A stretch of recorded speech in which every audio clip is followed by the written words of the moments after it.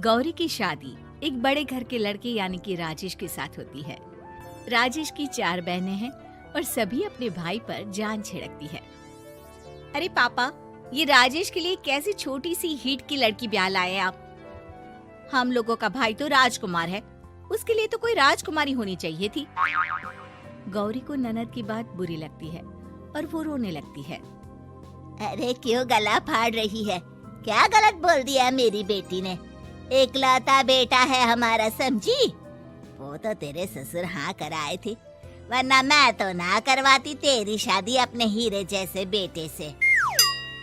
ननदे सास को भरती और सास गौरी से लड़ती। ये क्या है? तुम्हारी बहनें और माँ आए दिन मुझे खरी खोटी सुनाती रहती है। क्यों नहीं बोलते उन लोगों को कुछ? अरे क्या बोलूं? अब उन लोगों का इकलौता भाई और बेटा होना तो वो लोग थोड़े इमोशनल है मुझे लेकर, समझा करो ना। और कौन सा वो लोग रोज आते हैं ससुराल से? माना एक साथ नहीं आती, लेकिन रोज कोई ना कोई तो खड़ा ही रहता है ना। खैर, जैसे तैसे कुछ साल गुजरते हैं।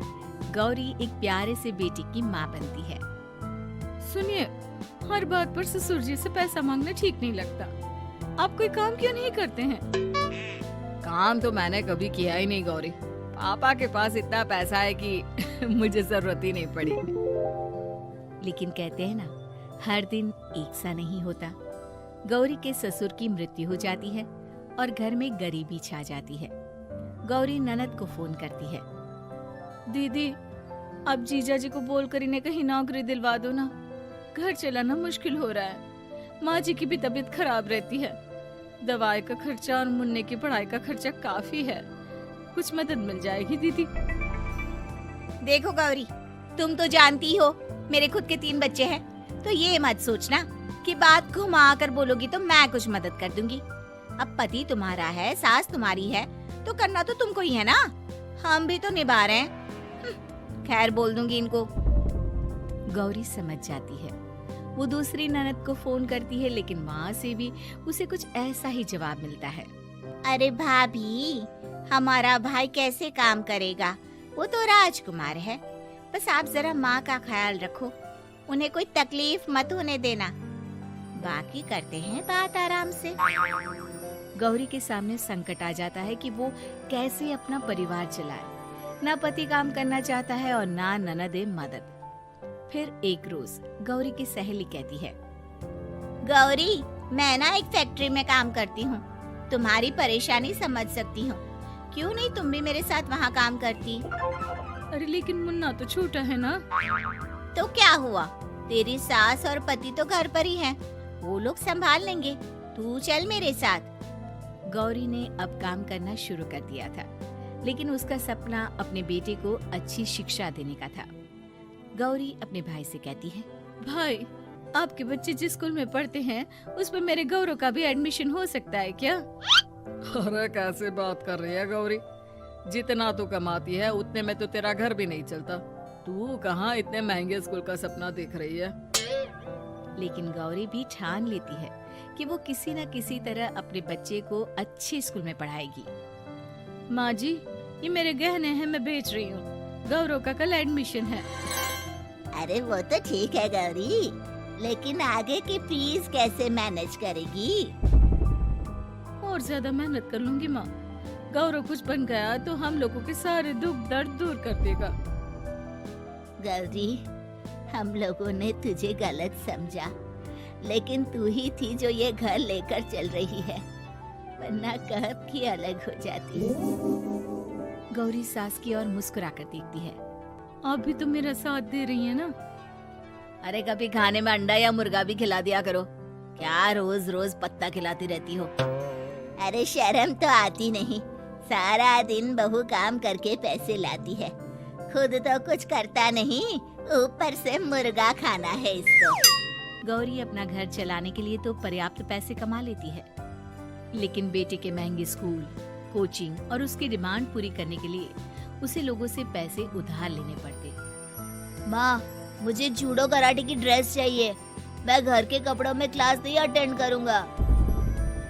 और क्या, बिल्कुल, घर की भी कोई ड्रेस होती है क्या? मैं कल ही ला दूंगी। हाँ बच्चा, तू बस मन लगाकर पढ़ाई किया कर। उसके जाने के बाद कहाँ से लाएगी पैसे ड्रेस के? माँ वो पास वाली चाची से कुछ पैसे उधार लूंगी। अरे सभी से तो उधार ले चुकी है तू। कर्जा इतना चढ़ा लिया है कि पूरा जीवन भी कमाएगी तो उतार नहीं पाएगी। अरे माँ जी, गौरव कुछ बन जाए तो मुझे कमाने की क्या जरूरत, फिर तो मैं बस रानी बनकर राज करूंगी। एक दिन गौरव कहता है, माँ मेरी नौकरी लग गई है, वो भी अच्छे पैसों में। अब हम लोगों के बुरे और दुख के दिन जल्दी खत्म हो जाएंगे। गौरी की खुशी का ठिकाना नहीं होता। वो सास की फोटो के सामने हाथ जोड़ती है कि उसका पति उसे कहता है, देखा गौरी, तेरी तपस्या खत्म हुई। इतने सालों से जो तू फैक्ट्री में नौकरी कर रही है, अब तू आराम कर सकती है। अरे नहीं नहीं, अभी तो नौकरी लगी है, कुछ दिन कुछ पैसे कमा तो लेने दो। कुछ महीनों बाद गौरी की ननद गौरव के लिए रिश्ता लेकर आती है। अरे भाभी, वो मैं ना रिश्ता लेकर आई थी गौरव के लिए। सुना अच्छा कमा रहा है, क्यों? देखा मेरी बहन कितनी अच्छी है, कितना सोचती है हम लोगों के लिए।